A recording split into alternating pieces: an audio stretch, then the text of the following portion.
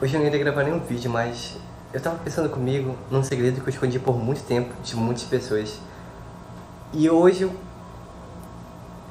eu queria compartilhar com você. Então se você quer saber o meu segredo, fica aqui, já se inscreve no meu canal, dá um like, comenta.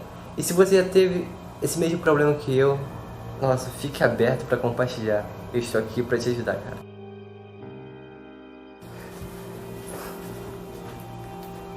E pra não ficar de enrolação, a questão é que eu sou gago.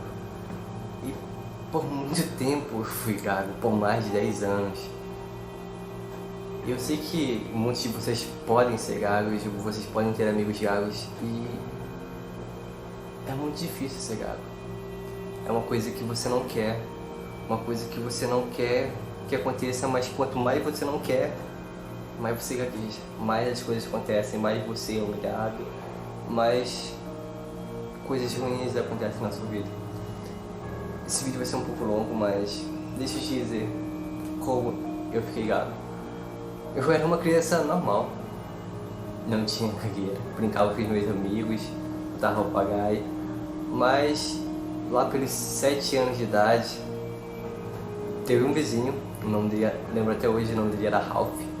Ele era gago, e no início, quando ele chegava lá, ele começava a gaguejar, eu brincava com ele, falava, nossa, você é gago, né? Teve algumas vezes que eu até imitei ele, e brincava, não é? Só que, com o tempo, eu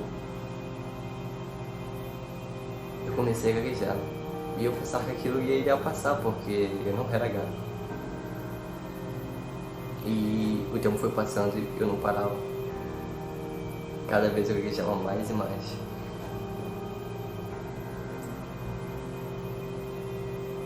E eu me tornei uma pessoa gaga. As pessoas tiravam sarro comigo, falavam que eu era irmão do Ralph. Mas ele foi embora, eu fiquei no meu bairro. E eu não consegui largar essa gagueira. Me acompanhou pelo meu ensino fundamental, pelo ensino médio. As pessoas tiravam sarro de mim. Só que elas não tiravam sarro de mim quando eu estava lá. Elas tiravam sarro de mim quando eu não estava lá, pelas costas.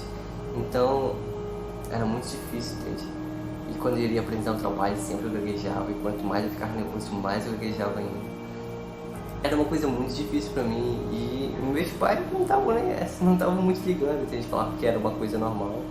E como eu era de uma cidade do interior do Amazonas chamada Maués, não tinha psicólogo, eles não iam pagar, mesmo se tivesse, talvez não iriam pagar, porque pensavam que era uma coisa que não tem cura. Mas eu tinha comigo mesmo que eu iria vencer aquela gagueira, não importava como fosse, eu iria vencer aquela gagueira. E acho que não foi no ensino fundamental, lá pela 6ª, 7ª série. Eu tive um amigo gago também, né? A gente até brigou um tempo lá, mas eu comecei a ver que ele tinha uma gagueira, era basicamente nos lábios. Os lábios dele enrijeceu e ele não conseguia falar, então ele ficava mais ou menos assim. Tipo, os lábios ficavam enrijecidos. Só que o meu caso era diferente. Basicamente bem aqui ficava muito enrijecido. Era como se a palavra viesse daqui, a palavra chegava bem aqui e não passava. E quando ficava nervoso, a palavra não passava. Entende? Então, cara, como é que as minhas primeiras estratégias que eu fiz pra tentar superar a gagueira? Eu vi que muitas palavras eu gaguejava. Nossa, bicho. Eu não consigo falar essa palavra. Mas eu vi que se eu trocasse por alguns adjetivos, algumas palavras similares a ela, por exemplo, eu quero água. Um exemplo que veio na cabeça agora. Se eu gaguejasse a palavra água, eu poderia falar assim, eu quero um copo desse líquido. Entende? Eu sei que parece ridículo, mas pra mim fazia total sentido, entende? Meio que eu conseguia ver, nossa, uma escapatória que eu posso fazer, que eu não tô gaguejando. Então, se eu paro de gaguejar pelo menos um pouquinho, é uma coisa muito boa e que eu vou adotar. E eu comecei a adotar essas coisas. E quanto mais assim, eu cheguei a ver um programa do Joe, onde tinha um gago lá e Eu ri bastante do cara. E o cara tinha uma autoestima muito grande, muito elevada, de fazer todo mundo rir com as palhaçadas dele. E eu comecei a, tem que ser um cara engraçado também, né? Alguma coisa assim, pra que as pessoas não sintam pena de mim, né? Pelo menos tenha uma risada, alguma coisa assim. E eu comecei a ser mais sociável, mais engraçado. Porque a gagueira, ela faz com que você tenha aquele medo de gaguejar. Quando você tem medo, quando você fica nervoso, você gagueja mais ainda. Então as pessoas ficam introvertidas. Elas têm medo de se comunicar, porque, nossa, se eu falar, eu vou gaguejar. Então eu comecei a ser um pouco mais divertido, né? As pessoas tiravam o sarro, eu nem mais ligava mais. Já comecei basicamente um pouco a não ligar pra isso. Mas mesmo assim eu gaguejava, e mesmo assim eu estudava, falava, nossa, eu tenho que arranjar um jeito de parar essa gagueira. Aí eu fui a diversas técnicas, lá na minha cidade, lá, né, tinha uma irmã antiga muito doida lá, né? Eu era pequeno também na época lá, né? Eu era um nanico e eu até me cortei na bananeira pra crescer. Eu fazia mesmo, tentar fazer o que ele dizia, porque qualquer coisa que viesse, alguma coisa que começa a pessoa falar, nossa, você pode curar a sua gagueira dessa maneira, eu iria lá e fazia, porque eu queria tanto parar de gaguejar que ia fazer qualquer coisa. Eu via que muitos falhavam, tentei ler mais devagar, falar mais devagar, mas não adiantava. Mais eu gaguejava, mais eu não conseguia. Mas tudo mudou quando eu assisti um episódio do Pica-Pau. Sei que parece doideira, sei que parece muito sem noção, mas eu parei de ser gago quando eu assisti um episódio do Pica-Pau. O episódio chamava-se A Cartola. Não sei se você já assistiu ou não, mas eu vou dar um breve resumo. O episódio da Cartola é basicamente o seguinte: o Pica-Pau precisa de uma cartola para fazer um teste de cinema. E ele tem uma cartola na casa dele, só que quando ele vai abrir a caixa, a cartola tá lá, tá empoeirada, as abelhas vêm e comem. Sei que parece sem noção, mas as abelhas vêm e comem. Então o que ele vai fazer? Ele vai no shopping para comprar uma outra cartola, porque ele precisa da cartola, que é o pré-requisito para que ele faça o teste. E a cartola é muito pequena para a cabeça dele. Então o negócio faz uma mandinga lá que ele consegue colocar a cartola dentro da cabeça dele.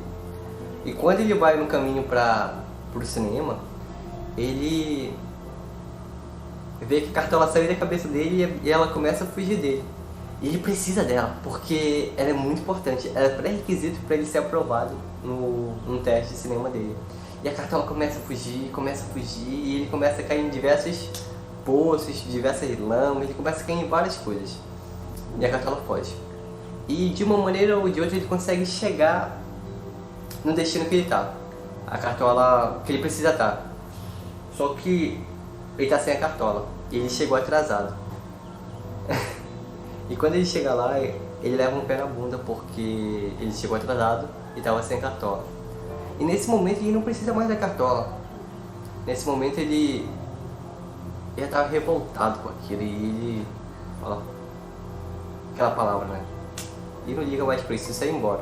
E quando ele vai voltando, a cartola vê que ele não tá mais correndo atrás dela. Então o que ela faz? Ela tenta correr atrás dele. Ela quer ter aquela atenção de volta. Então ela volta atrás dele. E ele chuta ela pra ele. Agora ele tá chutando ela. Ele não tá querendo mais ela. Então ele chuta e ela vai embora e ela volta. Ela quer ele agora.